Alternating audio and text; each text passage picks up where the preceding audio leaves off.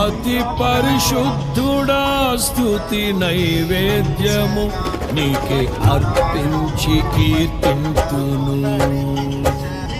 అతి పరిశుద్ధుడా స్తుతి నైవేద్యము నీకే అర్పించి కీర్తింతును.